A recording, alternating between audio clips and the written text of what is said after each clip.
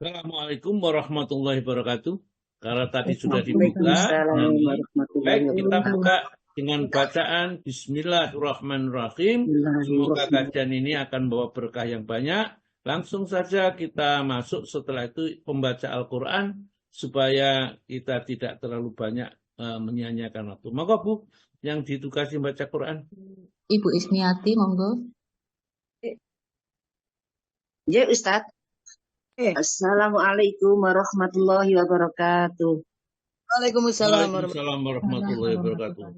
Surat Al-Zukhruf ayat 74 sampai dengan 80. A'udzu billahi minasy syaithanir rajim.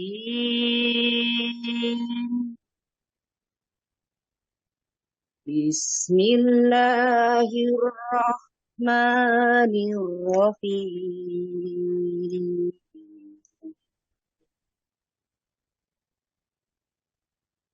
Innal mujrimina fi azabi jahannam khalidun la yufattaru anhum wa hum fihi mublisun. Wa ma zalamnahum walakin kanu muzzalimin. Wa nadaw ya maliku liyaqdi alaina rabbuk. Qala innakum makithun. Laqad ji'nakum bil haqqi walakinna aktsarakum lil haqqi karihun. Am abramu amran fa inna mubrimun. Am yahsabuna anna la nasma'u sirrahum wa najwahum. Bala rasuluna ladaihim yaktubun. Terjemahan surat Al-Zukhruf ayat 74 sampai dengan 80. Dengan menyebut nama Allah yang Maha Pengasih lagi Maha Penyayang. Sungguh orang-orang yang berdosa itu kekal di dalam azab neraka jahanam. Tidak diringankan azab itu dari mereka, dan mereka berputus asa di dalamnya. Dan tidaklah kami menzalimi mereka, tetapi merekalah yang menzalimi diri mereka sendiri. Dan mereka berseru, wahai malaikat Malik, biarlah Tuhanmu mematikan kami saja. Dia menjawab, sungguh aku akan tetap tinggal di neraka ini. Sungguh kami telah datang membawa kebenaran kepada kamu. Tetapi kebanyakan di antara kamu benci kepada kebenaran itu. Ataukah mereka telah merencanakan suatu tipu daya jahat? Maka sesungguhnya kami telah berencana mengatasi tipu daya mereka. Ataukah mereka mengira bahwa kami tidak mendengar rahasia dan bisikan-bisikan mereka? Sebenarnya kami mendengar, dan utusan-utusan kami malaikat selalu mencatat di sisi mereka. Maha benar Allah dengan segala firman-Nya. Wassalamualaikum warahmatullahi wabarakatuh. Alhamdulillah, terima kasih sekali Bu Ismiati sudah membacakan dengan baik sekali. Mudah-mudahan bacaannya ini benar-benar dirasakan di dalam hati. Setiap kalimat kata akan mendapatkan pahala. Ya, 10 kali pahalanya. 1 huruf 10 Maka sanad dan berapa huruf tadi sudah dibaca. Mudah-mudahan yang mendengarkan juga berserikat ke dalam pahalanya ini. Nah, pada ayat kemarin kita sudah menerangkan tentang orang-orang yang menerima nikmat berupa kenikmatan di surga yang luar biasa itu sampai ayat yang 73 ya. Lakum biha fakihatun, bagi kalian di dalam surga itu ada buah-buahan kasiratun yang sangat banyak, minha ta'kulun, yang sebagian boleh langsung dimakan kita ya. Jadi buah-buah surga itu ya badannya tan alaihim zilaluha wa dzulilat kutubuha tadlila. Di dalam surat Al-Insan itu ayat yang ke-14 insya Allah ya, itu di surga itu naungannya itu dekat sekali ya, dan mudah dipetik buahnya itu semudah-mudahnya. Ada beberapa riwayat yang menerangkan bahwa pohon surga itu ya dibalikan dengan pohon di dunia. Kalau di dunia itu buahnya di atas, akarnya di bawah. Kalau pohon di surga itu akarnya di atas ya, buah-buahnya di bawah. Sehingga kalau kita duduk bisa memetik, kalau kita berdiri juga bisa memetik, bahkan tatkala berbaring bisa memetik. Coba Pak Tomo tolong dibacakan surat Al-Insan ayat yang nomor 14 itu. Surat nomor 76. Dan naungan pohon-pohon surga itu dekat di atas mereka, dan buahnya dimudahkan memetiknya semudah-mudahnya. Iya, ya. Wa daniyatan alaihim zilaluha wa dzulilat kutubuha tadlila, ya. Dan buah-buahnya dimudahkan sekali. Jadi ya karena akarnya di atas, buahnya di bawah, ya tentunya sangat mudah sekali untuk memetiknya. Ini tidak usah ada ondo ya. Sekarang di dunia itu ada disinggek, itu tidak ada. Apa saja dimudahkan oleh Allah Subhanahu wa taala, dimudahkan oleh Allah Subhanahu wa taala. Dan mereka itu ayat yang ke-13, mau 13 supaya kita jelas nikmatnya Pak Tomo. Di dalamnya mereka, dan di dalamnya mereka duduk bertelakan di atas dipan. Mereka tidak merasakan di dalamnya teriknya matahari dan tidak pula dingin yang bersangatan. Jadi kalau di dunia kita punya AC, barangkali masih kedinginan. Kadang-kadang masih ada panasnya juga. Tapi di sana itu tidak. Kata Allah Ta'ala muttaqina biha, mereka bertelekan, bersandar atau duduk-duduk ya, biha di dalam surga itu alal araiki, di atas dipan-dipan ini, la yarawna fiha samsan, mereka tidak melihat matahari atau tidak merasakan teriknya matahari ya. Wala zamharira, dan juga tidak merasakan dinginnya, sangat dingin, enak suasananya, pas gitu. Masa kalau ditawari oleh Allah seperti ini kita masih tidak tertarik? Wadaniatan dilaluha, dan pohon-pohonnya itu naungannya itu dekat, wadulat kutubuha tadlila, dan dimudahkan memetiknya semudah-mudahnya ya. Jadi orang yang di dalam surga itu betul-betul oleh Allah Ta'ala itu diujo gitulah ya. Karena dulu sudah pernah sengsara di dunia itu ya, yang lain makan minum kita puasa, yang lain tidur lelap kita bangun malam, yang lain ngobrol kita baca Al-Quran, ya. Yang lain menyimpan hartanya kita sedekah, infak dan sedekah membantu orang lain. Itu nanti tidak ada yang sia-sia. Semua akan dibalas oleh Allah dengan balasan yang sempurna. Dan Allah tidak akan pernah berbuat zalim kepada hambanya.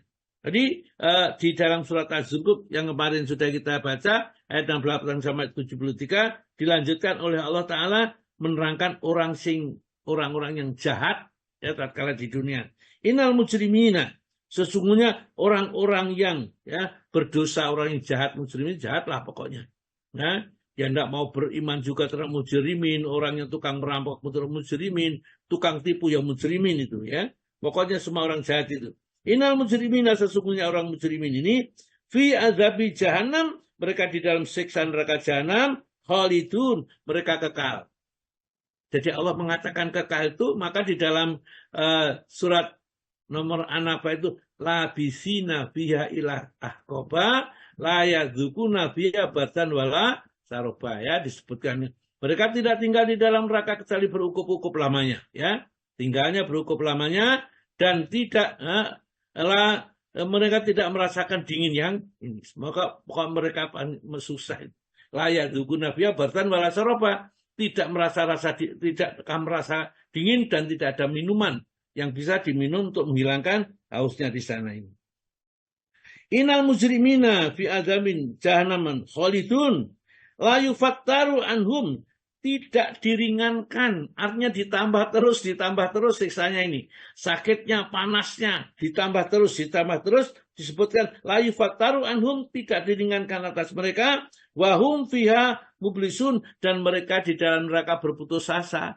Ini siksa kok tidak pernah berkurang, panas tambah panas, sakit tambah sakit, sabar, menderita, ya, kemudian berteriak-teriak, sama saja nggak ada pengaruhnya. Kalau di dunia itu kalau diuji dengan sabar maka diringankan, dimudahkan, kemudian ini. Kalau di akhirat nanti sudah tidak ada seperti itu, ya. La yufattaru anhum, tidak diringankan atas mereka, wa hum fiha mublisun, dan mereka berada di dalamnya berputus asa. Kemudian Allah menyatakan perbuatan-perbuatan seperti itu Allah tidak dolim, Allah tidak pernah memperlakukan hambanya itu di luar apa yang pernah dikerjakan. Wa ma zalamnahum, dan aku tidak pernah berbuat dolim kepada mereka. Walakin akan tetapi kamu adalah mereka humud dolimun, memang orang dolim. Coba di dunia disuruh berbuat baik tambah berbuat jahat, ya, disuruh berkata jujur tambah tukang tipu, ya, dan seterusnya. Dia senantiasa melanggar syariat-syariat agama ini, dia berbuat seenaknya. Ya memang dalam satu riwayat diterangkan, ya, Imam Muslim, kalau nggak salah saya pernah baca ini, hanya saya tidak tahu apakah termasuk Sahih Muslim atau tidak, ya. Adunya janatul kafir, ya. Surga itu, dunia itu tempat surganya orang kafir. Artinya orang kafir itu bisa berbuat apa saja. Wasijnun mukmin, dan penjaranya orang mukmin. Orang mukmin itu dibatasi kalau mau berbuat, ya, misalnya mau memuaskan syahwatnya boleh dengan nikah. Ya, ada solusinya. Orang kafir nggak usah nikah, ya. Kalau mau hidup bahagia dan seterusnya tentram, ya menolong orang lain, Allah akan menolong dirinya, ya. Bersedekah akan menghapuskan dosa-dosanya, menyebabkan ketenteraman di dalam hatinya, itu ada. Tetapi orang kafir boleh kamu apa saja yang kamu lakukan, tidak usah, ya, minta izin, gitulah katakannya. Karena orang kafir itu balasannya tadi di akhirat sudah, ya, semuanya. Kalau di dunia lakukan apa saja itu. Wa ma zalamnahum, dan kami tidak menganiaya mereka, walakin kanu humud zalimun, akan tetapi mereka itu yang mendolimi diri mereka sendiri, ya. Wanadau, ya, wanadau. Kemudian penghuni neraka itu celuk-celuk, ya, memanggil penjaga neraka, ya. Bukan tukang mengazab. Jadi penjaga neraka itu namanya malaikat Malik, tapi yang tukang menyiksa, ya, malaikat azab ini adalah malaikat Zabaniyah, gitu, ya. Zabaniyah itu tukang menyiksa orang di neraka. Jadi istilah Zabaniyah itu memang klubnya seluruh malaikat yang ditugasi untuk menyiksa manusia itu namanya Zabaniyah. Bisa jadi Zabaniyah itu tidak satu, karena yang disiksa kan sekian juta manusia, bahkan miliar, ya, yang masuk neraka itu banyak. Tetapi Malik itu adalah ketuanya, ya. Itu namanya malaikat Malik, itu penjaga neraka, penjaganya neraka, yang mereka mengawasi kondisi neraka. Wanadaun, dan mereka menyeru, ya, ya Malik, wahai malaikat Malik, liyaqdi, biarlah membinasakan saja alaina atas kami Rabbuk, Tuhanmu. Sudah perintahkan malaikat Malik, mintalah kepada Tuhanmu supaya saya itu dibinasakan saja. Terus saya sudah tidak kuat ini, diseksa terus-menerus ini. Udah enggak apa-apa, saya mati saja daripada seperti ini. Kola, dijawab oleh malaikat Malik, inakum makisun, kamu akan tetap tinggal di dalamnya. Enggak usah cerit-cerit, enggak usah bengok-bengok. Dulu sudah diingatkan tatkala di dunia, tapi kamu menolak. Kebenaran sudah datang, Rasul sudah menyampaikan, dikatakan Rasul itu adalah orang-orang gila, ya, orang yang tidak punya akal. Ya, itu rasakan sekarang, ya. Dan selama-lamanya itu. Laqad ji'takum, ya, sungguh telah datang kepada kalian bil haq, kebenaran, yaitu Al-Quran dan As-Sunnah. Walakin aksarakum, namun kebanyakan dari kalian lil haqi, terhadap hak, karihun, benci. Jadi kalau ada diterangkan yang benar itu gak seneng, ya. Kebanyakan kita itu kalau diterangkan yang benar-benar itu tidak suka. dijak sholat, dijak poso, apalagi dijak sedekah. Ya, orang paling tidak suka kalau tidak diajak sedekah itu rasanya pengalaman itu yang paling banyak kalau dijak sholat, dijak poso, ya di dunia apa-apa masih senang. Kalau dijak sedekah itu hanya betul-betul yang beriman yang tahu manfaatnya, orang yang siap menyambutnya. Karena sedekah itu ya gimana loh, ya susah-susah menunggunya sekian hari, batinya cuma sedikit, tiba-tiba setelah dapat disuruh sedekahkan. Ya. Kalau orang tidak betul-betul yakin kepada Allah, padahal Allah Ta'ala berfirman di dalam surat As-Saba ayat 39, itu di ujungnya itu, wa ma'anfaqtu min syai'in fahuwa yuhibbu. Monggo dibaca Pak Tomo. Surat Saba, surat nomor 34, ayat 39. Monggo semuanya aja.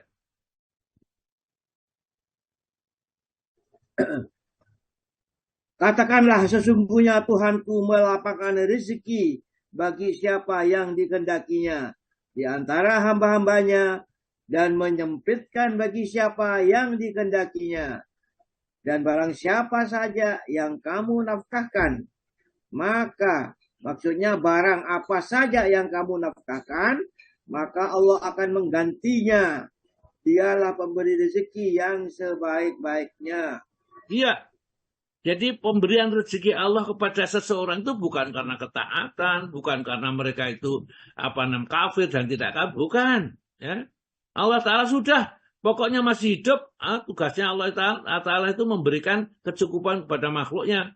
Apakah dia itu beriman atau kafir itu tidak urusan, bukan urusannya kafir dan mukmin itu. Nanti pembalasannya di Maliki Yaumidin. Ya.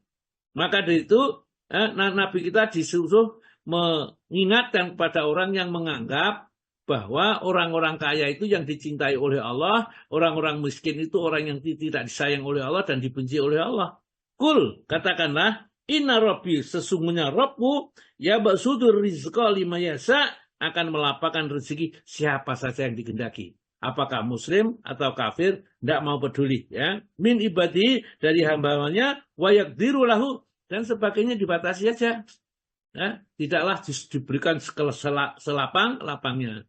Maka ada orang yang kaya sampai membeli pulau dan bingung menaruh uangnya, bingung itu ya.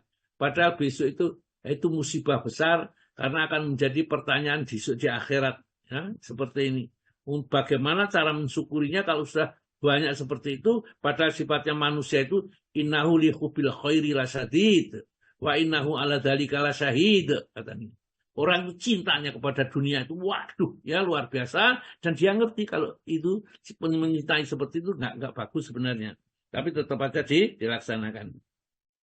Kemudian ya, kul, ya, inna rabbi yabsutu lima yasha wa yaqdir, ya. Kul inna rabbi yabsutu rizqa lima yasha min ibadi wa yaqdiru lahu, dan sebagian dibatasinya. Wa ma anfaqtum, dan apa saja kamu infakkan, kata Allah Ta'ala, min syai'in, apapun bentuk harta yang dia infakkan itu, bahwa yukhlibuhu, maka Allah pasti akan menggantinya. Janji Allah yang seperti ini yang ngerti tapi tidak bisa dipahami, ya. Maka dari itu orang yang kalau dinasihati ngerti tapi tidak paham-paham, itu seperti surat Al-Baqarah ayat yang 271 barangkali ya. Masalul ladzina kafaru, ya. Ayat 100 itu Pak Tomo 171 barangkali ya Pak Tomo. Ya. Perumpamaan orang-orang kafir menyeru ya. Masalul ladzina kafaru kamasalil ladzi yang itu ayat semau itu ayat 171 Pak. Dan perumpamaan orang-orang yang menyeru orang-orang kafir adalah seperti pengembala yang memanggil binatang yang tidak mendengar, melainkan panggilan itu adalah hanya seruan saja.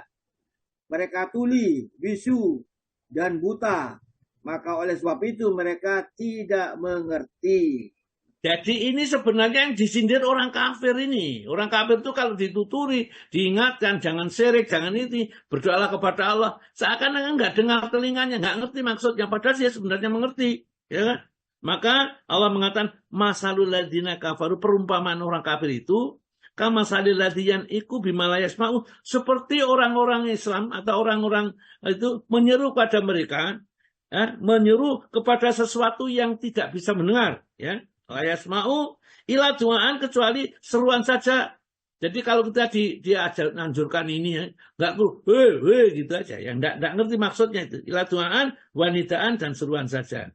Karena apa? Sumum bukmun umyum fahum layak kirun, mereka itu tuli, mereka itu buta, bisu, dan mereka itu buta, mereka tidak mengerti apa yang dimaksud itu. Jadi sama saja kita, ya, sudah kayak suruh zakat, ya mestinya kita mengeluarkan zakatnya, ya kita pura-pura tidak tahu, nggak ngerti apa, bodohni itu, ya. Kalau sudah bisa, kita sudah mempunyai harta waktu haji, mana haji sekarang mahal, ya nggak mau berangkat haji padahal dia mampu dan bisa. Kecuali kalau tidak bisa, tidak apa-apa. Itu kan sama dengan orang kafir.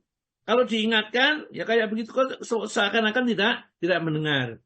Maka janganlah ayat-ayat yang seperti ini kita tujukan kepada orang kafir saja. Cobalah kita sentrong pada diri kita. Barangkali kita diseru, ya, untuk kebaikan-kebaikan. Kita kok gak nyambut sama sekali itu. Nggak gitu loh. Gak nya itu loh. Ya.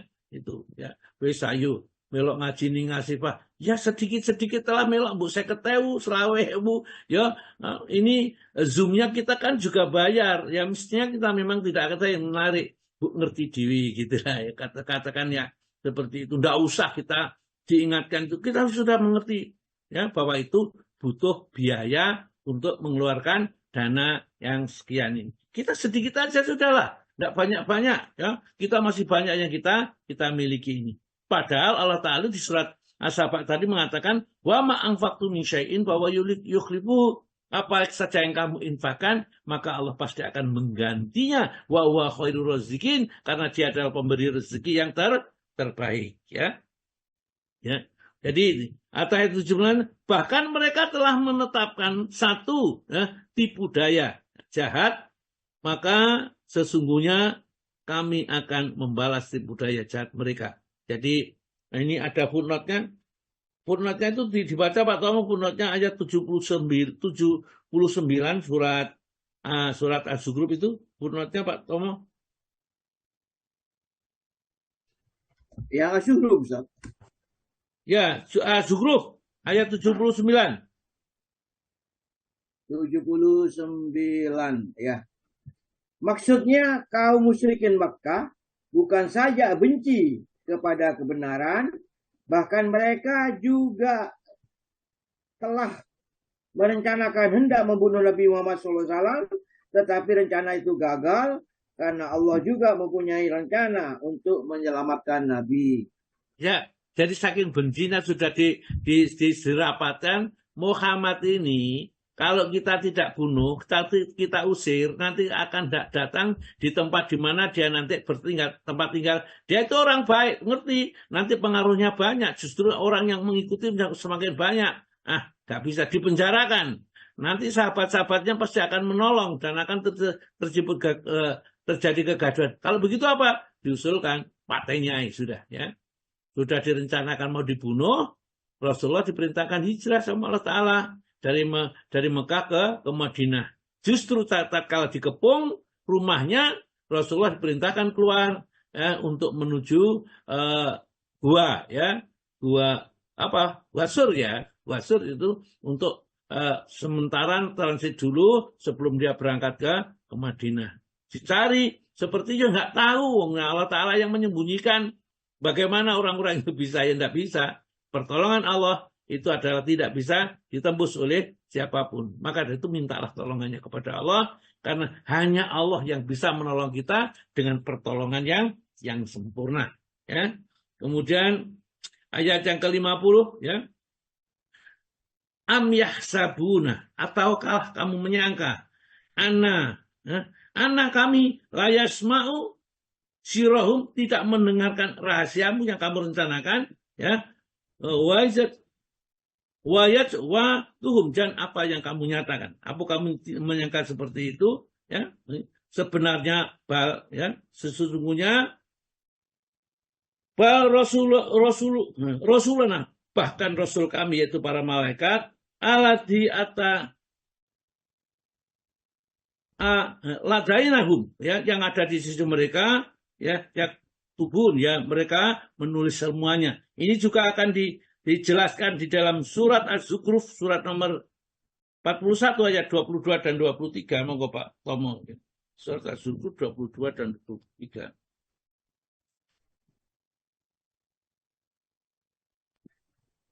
Kamu Wa ma kuntum tastayiruna. Monggo.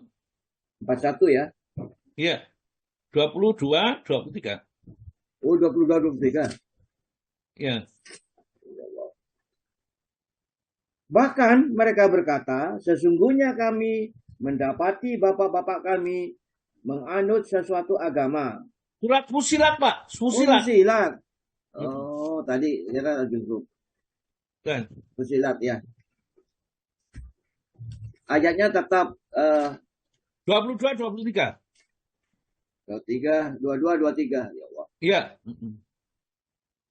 Kamu sekali-kali tidak dapat bersembunyi dari persaksian, pendengaran, penglihatan, dan kulitmu terhadapmu.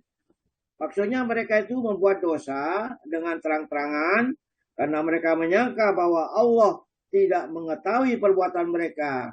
Dan mereka tidak mengetahui bahwa pendengaran, penglihatan, dan kulit mereka menjadi saksi di akhirat kelak atas perbuatan mereka. Bahkan kamu mengira bahwa Allah tidak mengetahui kebanyakan dari apa yang kamu kerjakan. Dan yang demikian itu adalah prasangkamu yang telah kamu sangka terhadap Tuhanmu. Prasangka itu telah membinasakan kamu, maka jadilah kamu termasuk orang-orang yang merugi. Jadi dianggap bahwa nggak ngerti Allah Ta'ala ya dengan apa yang kita kerjakan, kita rencanakan mau membunuh Nabi dan lain-lainnya, nggak ngerti ya. Oleh karena itu dia merencanakan membunuh Nabinya ya. Padahal menurut Allah wama kuntum tastayiruna an ayashhada alaikum, dan kamu sekali-kali tidaklah dapat bersembunyi terhadap persaksikan atas kalian, sam'ukum pendengaran kalian, wala absarukum dan penglihatan kalian, wala juludukum dan kulit-kulit kalian. Jadi tidak bisa bersembunyi. Bagaimana kita akan bisa menghindari persaksikan itu? Ya, penglihatan, pendengaran dan kulitnya. Ya, maka itu kulit itu nanti besok akan berbicara. Seperti ayat yang ke-20, maka ayat ke-20 Pak dibaca di atas 20 itu. Fusilat. Ke-20 Ustaz. Ya. Sehingga apabila mereka sampai ke neraka, pendengaran, penglihatan, dan kulit mereka menjadi saksi terhadap mereka tentang apa yang telah mereka kerjakan. Terus? Dan mereka berkata kepada kulit mereka, mengapa kamu menjadi saksi terhadap kami? Maka kulitnya menjawab, Allah lah yang menjadikan segala sesuatu, pandai berkata, telah menjadikan kami pandai pula berkata. Dan dialah yang mencetak kamu pada kali yang pertama, dan hanya kepadanya lah kamu dikembalikan. Iya.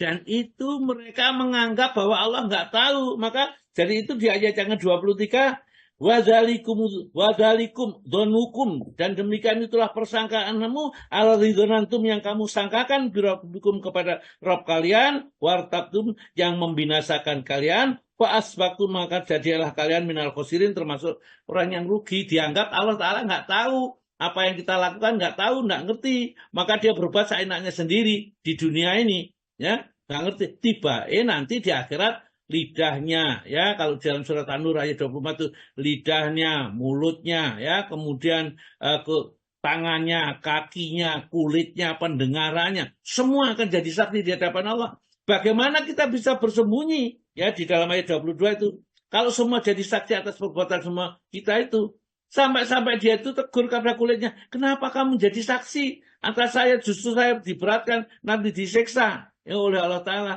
Allah yang telah menjadikan segala sesuatu berbicara. Jadi saya berbicara ini dengan izin Allah Subhanahu wa Ta'ala. Begitulah ya secara cerita singkat kepada kita tentang surat Az-Zukhruf. Baik, kali kita langsung syarat-syarat ya syarat-syarat apa tadi judulnya? Kedudukan dan keistimewaan sholat di dalam Islam, Ustaz. Kedudukan, bentar ya. Sholat di dalam Islam, ensiklopedia, sholat 1. Iya.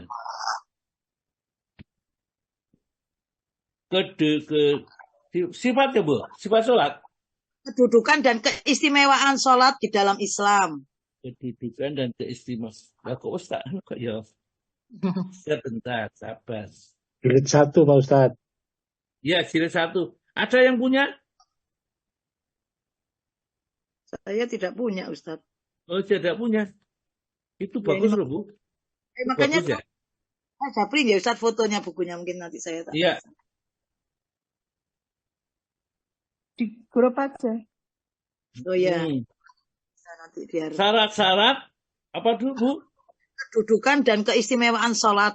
Kedudukan dan keistimewaan sholat. Di dalam Islam. Ini mau Ustaz, tak siap kan kok ya moro-moro kelewatan.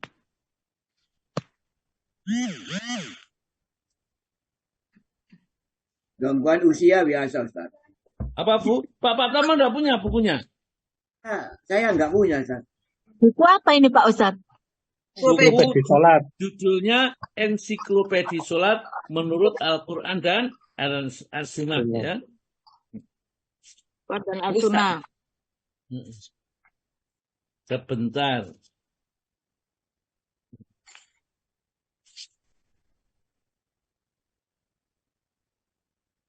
Sifat sholat. Kita punya semua. Enggak, Ustaz kok judulnya kok jadi dewi. Sifat sholat ya? Bukan sifat sholat ya, Bu? Kedudukan dan keistimewaan sholat tuh saat ini di sini.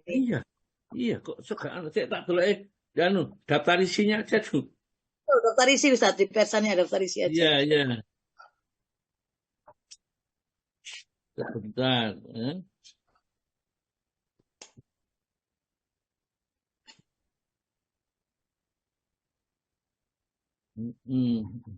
Pembahasan berapa sifat-sifat sholat. Pembahasan ini.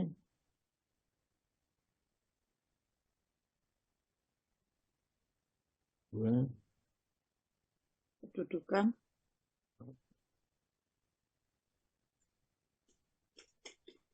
Ketika sunah-sunah sholat.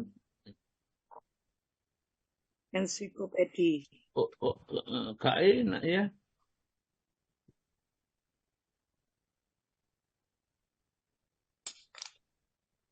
Kok bisa ini ya? Kok bisa saking kewajiban sholat bukan ya Bu ya? Sunah-sunahnya bukan. Rukun Kedudukan. bukan. Ya itu ya saya itu mestinya kan juga di situ kan.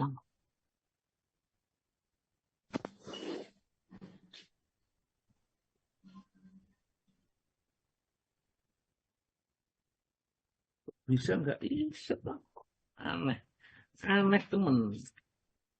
Aneh Ustaz, yang lain aja Ustaz, kalau aneh Ustaz. Iya, tapi Ya, nggak yang lain apa-apa. aja nggak apa-apa. Iya, sebentar. Penasaran masih Ustaz dulu.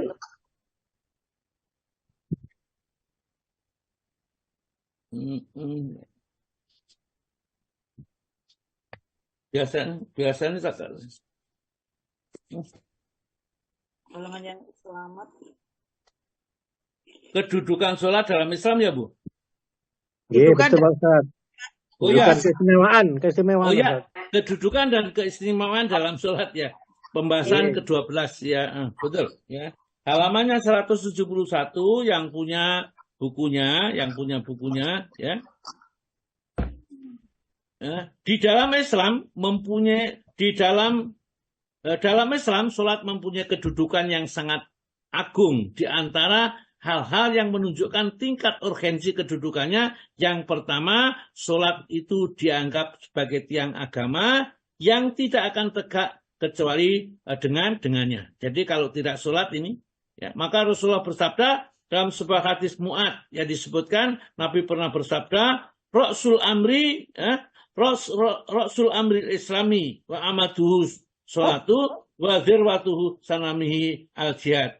Pokok segala urusan di dalam Islam itu adalah pokok segala urusan adalah Islam, dan tiangnya adalah sholat, dan puncaknya adalah jihad. Jadi sholat itu memang tidak bisa lagi dipisahkan dari yang lain, ya.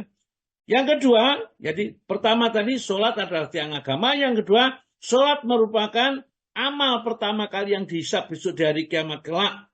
Dan karena pentingnya sholat ini, maka akan menentukan baik atau tidaknya seluruh amal yang kita kerjakan tergantung kepada sholat. Ya. Rusak dan tidaknya perbuatan itu tergantung kepada rusak atau tidaknya sholat yang kita kerjakan. Ya. Sekarang saya bacakan hadisnya. Dari Anas bin Malik, radhiyallahu an, Rasulullah bersabda, awalu ma yuhasabu bihin abdu yaumal qiyamati as-shalah. Fa in shalahat sulakat sairu amalihi, wa in fasadat sairu amalihi. Amalan yang pertama kali dihisab dari seorang pada hari kiamat kelak adalah sholat. Jika sholatnya baik, akan baik pula seluruh amalnya. Dan jika rusak amalnya, rusak sholatnya itu akan rusak seluruh amalnya. Jadi sholat kalau begitu tidak bisa kita kerjakan kecuali dengan yang sungguh-sungguh, karena itulah kuncinya segalanya. Ada yang mengatakan miftatul jannah sholat. Ya, kunci pembuka surga itu adalah sholat. Kalau kita sholatnya sudah tidak jelas, maka seluruhnya akan hancur. Ya. Dalam hadis lain, ya, Rasulullah bersabda, perkara yang pertama kali ditanyakan kepada seorang hamba pada hari kiamat kelak adalah sholat. Ya. Jadi dilihat dulu sholatnya. Jika sholatnya baik, dia telah beruntung. Ya. Di dalam riwayat lain disebutkan ia telah sukses. Dan jika sholatnya rusak, dia telah gagal atau rugi. Jadi orang sampai sholatnya itu rusak. Dan bagaimana caranya sholat itu baik nanti akan disebutkan di dalam surat Al-Mu'minun yang akan saya terangkan nanti ayat 1 sampai ayat yang ke-11 ya nanti. Hadis lagi, kita lanjutkan satu hadis lagi biar ada lebih jelas lagi kedudukan sholat ini. Perkara pertama kali dihisab dari seorang perkara pertama kali dihisab dari seorang pada hari kiamat kelak adalah sholatnya. Jika sholatnya itu dikerjakan dengan sempurna, akan ditetapkan sempurna baginya. Jika tidak disempurnakannya, Allah akan berkata kepada malaikatnya, lihatlah apakah kalian mendapatkan pada hambaku itu amalan-amalan sunnah. Sehingga kalian dapat menyempurnakan amalan wajib itu dengan amalan sunnah. Demikian pada zakat. Selanjutnya amal-amal diperhitungkan seperti itu. Jadi kalau ternyata sholat kita itu ada yang tidak benar atau kurang sempurna, apakah rukuknya, sujudnya mengerjakan terlalu cepat atau sering ketinggalan, maka Allah masih memberi kesempatan kepada malaikat untuk memeriksanya kembali. Ya, coba lihatnya, apakah hambaku mengerjakan sholat sunnah, rawatib mu'akadah misalnya, ya, atau ghairu mu'akadah, atau sholat duha, atau sholat apa saja, ya, apa ada sholat sunnahnya. Kalau ada, tutuplah yang kurang-kurang tadi, yang tidak sempurna dengan sholat sunnah, baru amalnya yang lain dihitung. Demikian juga zakatnya. Kalau zakat itu dikerjakannya tidak sempurna membayar zakatnya, lihat apakah dia ada sedekahnya. Kalau ada sedekahnya, tutup dengan sedekahnya. Kalau sudah ditutup, sudah selesai ya sudah. Kalau tidak berarti dia akan mendapat dosanya. Kalau membayar zakatnya ternyata masih kurang, sedekahnya juga masih kurang. Yang ketiga, sholat merupakan amalan yang paling terakhir hilang. Jadi nanti sholat itu yang akan terakhir ditinggalkan oleh manusia ini adalah sholat. Oleh karena itulah jika sholatnya hilang dari agama, tidak ada lagi tersisa dari agama ini. Orang yang sudah tidak sholat itu tidak ada apa-apanya sama sekali. Ya. Maka dari itu kemarin Pak Dwi Agus itu bertanya, bagaimana kalau orang itu tidak sholat, bolehkah didoakan? Karena di dalam kaidahnya itu setiap orang yang muslim itu boleh didoakan. Jadi saya tidak berani mengatakan bahwa orang yang tidak sholat itu tidak boleh didoakan. Padahal di dalam beberapa hadis diterangkan bahwa orang yang tidak sholat itu meninggalkan sholat dengan sengaja atau tidak sengaja, itu jatuhnya pada kafir. Tapi karena ulama berbeda, karena mereka belum meninggalkan la ilaha illallah, sholatnya saja, maka diserahkan kepada Allah. Kalau masalah mendoakan, urusannya Allah, ya, subhanahu wa ta'ala. Jadi sholat itu adalah perkara, ya, kalau ia hilang, seluruh agamanya ada hilang, ya. Rasulullah bersabda, ikatan-ikatan Islam itu akan lepas seikat demi seikat. Setiap kali ikatan itu lepas, maka umat manusia akan berpegang kepada ikatan berikutnya. Dan yang pertama kali terlepas adalah hukum, sedang yang terakhir kali lepas adalah sholat. Jadi orang-orang itu pertama kali sudah melupakan hukum-hukum, ya, sudah tidak mau diharamkan, sudah pokoknya, ya, yang penting istilahnya bal gede bal masih gede nisak bantal asal kolu diuntal, ya, itu sudah nggak mau peduli halal atau haram nih. Ini pertama kali tapi masih sholat. Dan yang terakhir adalah hilangnya sholat. Jadi kalau sudah orang itu tidak sholat, tidak ada apa-apanya sudah, ya. Nanti di dalam neraka itu kata Allah di dalam surat nomor 74 mulai 42 itu, masalah kakum fisakor. Kenapa sampai kamu masuk neraka sakor? Itu surat Al-Mudathir surat 74 ayat 42 itu. Lam nakum minal musallin, ya. Saya dulu tidak sholat, ya. Walam nakum nut'imu miskin, dan tidak memberi makan orang miskin.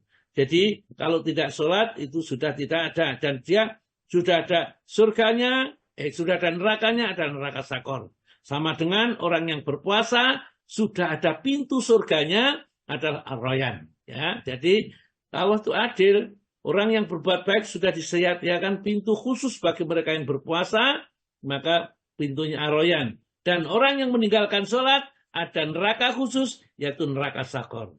Wa ma'adraka masakor. Kamu tidak mengerti sakor itu. La tabaki wa la tadar. Tidak meninggalkan daging atau tulang, kecuali dihancurkan semuanya. Lawahatul lil basar, akan membakar daging manusia sampai hancur-hancurnya. Itu neraka sakor. Maka nggak enak masuk neraka sakor, ya, kerjakan sholat. Jadi yang ikut kajian ini jangan sampai ada yang tidak sholat, ya. Ya, sholat subuh belum sholat jam sekian itu sudah bahaya nih kalau jam sekian belum sholat subuh. Tapi kalau ketiduran masih ada, dimaafkan, silakan dikerjakan, ya, ini masih. Kemudian juga, ya, dalam sebuah riwayat dia melalui jalur yang lain, yang pertama kali dihilangkan dari umat manusia adalah amanat, dan yang tersisa paling akhir adalah sholat. Berapa banyak orang yang mengerjakan sholat namun tidak ada kebaikan di dalam dirinya sama sekali, ya. Kenapa? Karena sholat tidak bisa berfungsi, ya. Dia hanya struktural saja, tidak bisa fungsional, sehingga dia tatkala sholat itu tidak merubah sedikit pun, ya. Seperti kata Allah, inna sholata tanha 'anil fahsya'i wal munkar, sesungguhnya sholat itu dapat mencegah perbuatan keji dan munkar, namun dia tidak berubah sama sekali. Yang keempat, fungsi sholat adalah sholat merupakan wasiat terakhir dari Nabi kepada umatnya ini, ya. Dari Ummu Salamah radhiyallahu anha bahwasanya dia pernah berkata, wasiat terakhir yang disampaikan Rasulullah adalah jagalah sholat dan budak-budak yang kalian miliki.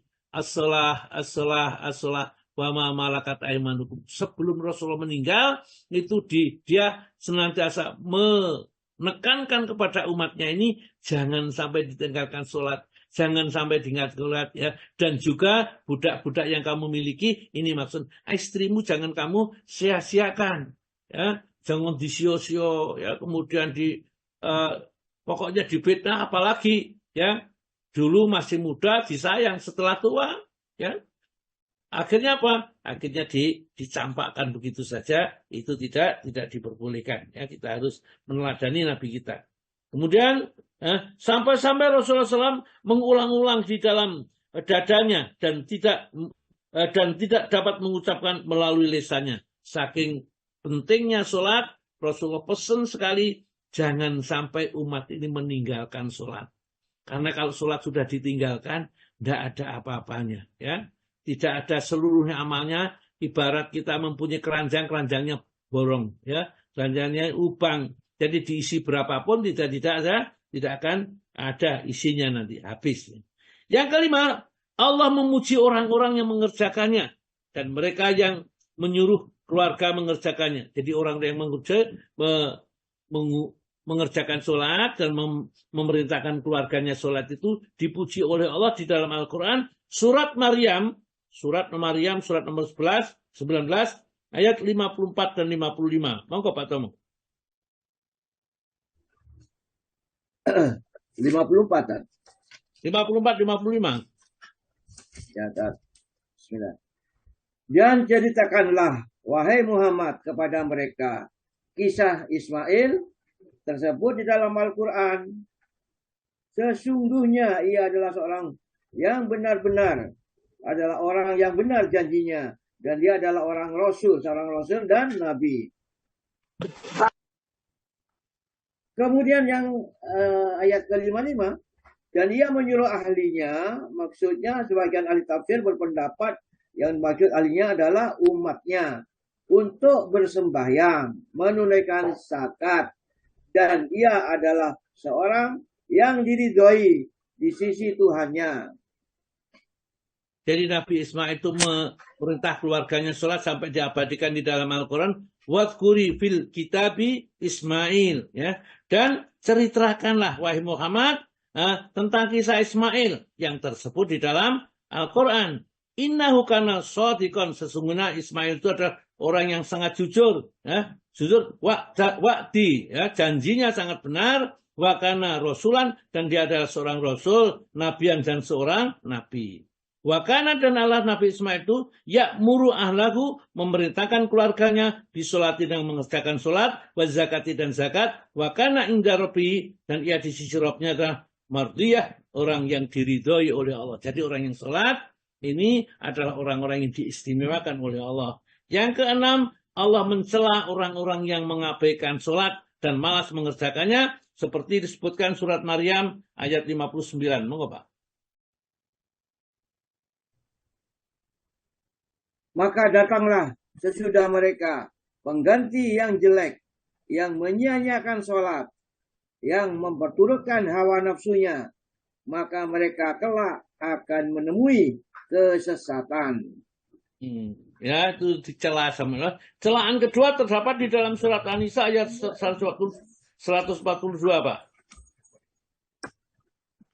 Surat An-Nisa, innal munafiqina yukhadi'una Allah wa huwa khadi'uhum wa idza qamu ila sholati qamu kusala, ya, yura'una an-nasa wa la yadhkuruna Allah illa qalilan.